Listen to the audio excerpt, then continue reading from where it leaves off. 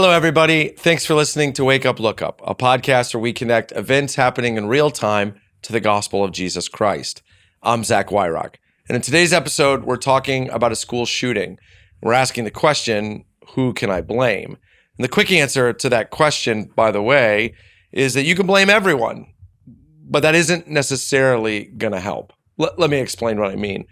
Recently, tragically, in Winder, Georgia, a small community of about 18,000 people, there was what's become an all too familiar tragic event, a school shooting. When a 14-year-old student walked into school with an assault rifle, killing 2 students, 2 teachers, and wounding others. And of course, when these events happen, they are tragic. They break all of our hearts. They also cause us to retreat to our normal talking points. Some people blaming gun manufacturers, other people blaming law enforcement, teachers, fellow students, parents. And this is one of those situations where if you're looking for someone to blame, there are a lot of potential opportunities. After all, this student actually was on the radar of law enforcement, who a year ago were alerted by a national organization that this student was online in a gaming community website posting about a school shooting, even posting pictures of guns. So law enforcement pursued that lead as far as they could, talked to the parent, talked to the student, but ultimately couldn't prevent what happened. Students talk about the familiar refrain of a withdrawn kid who wasn't connecting relationally and wasn't finding a place in the school system. So if you want to blame the school, I guess you can. If you want to blame law enforcement, parents, gun manufacturers, you can.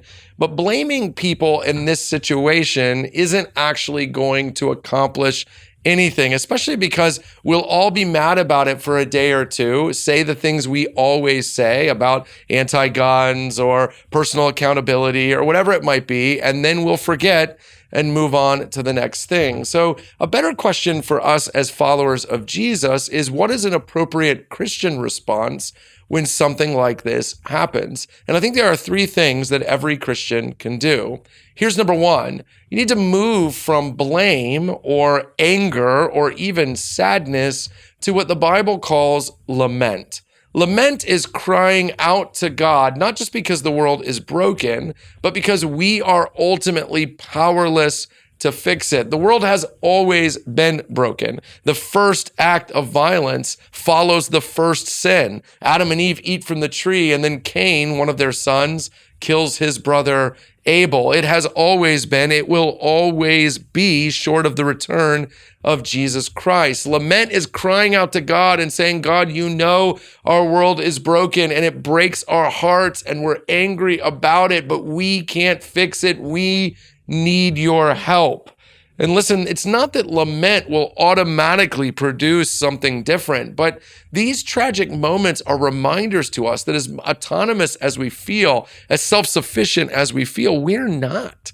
We need God. We need God's help. We need him to act redemptively and restoratively. So the first thing is to turn your anger, your sadness, your distress at yet another school shooting into a crying out to God that seeks his redemptive help. You might find, for example, that some Psalms now come alive in a new way because they actually are saying what's on your heart to God. The second thing that Christians can do is to pray. Listen, prayer is a powerful thing in the Bible. Prayer does move the hand of God, but I also think John Calvin was right when he said that prayer changes us.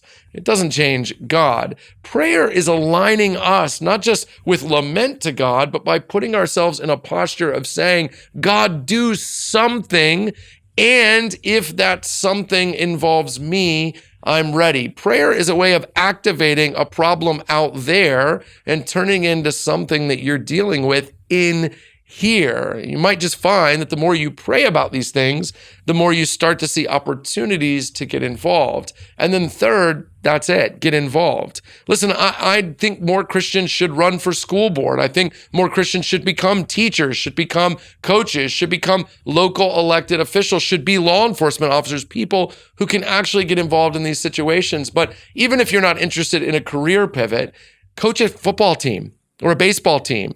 Volunteer, lead a club, do something with kids. Tell your kids to look for those that are marginalized and left out. Pull them into your family circle. Fill that empty slot at the dining room table. Who knows? The kid you connect with as a coach or as a parent who you serve food to at your dining room table might be a kid on the fringes of the community who is at risk of turning violent. We have to start to see that small redemptive acts, small relational efforts actually can prevent things like this from happening. The world is broken, but God wants to hear from us, and he wants to use us to act redemptively and to put it back together. Hey, thanks so much for watching this video. While you're here, we'd love to ask you to hit subscribe or to like so you get future content. If you listen to the audio version too, make sure you leave a review and a comment. That really helps.